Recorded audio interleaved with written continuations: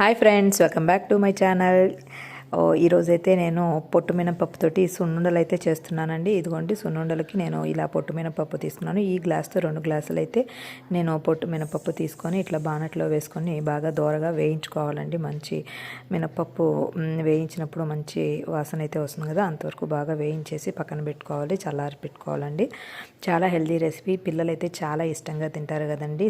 Snacks బాక్సుల్లో కూడాను చాలా బాగుంటుంది. ఇదిగోండి, ఈ విధంగా అయితే నేను బెల్లం అయితే తురిమేసి పెట్టుకున్నానండి.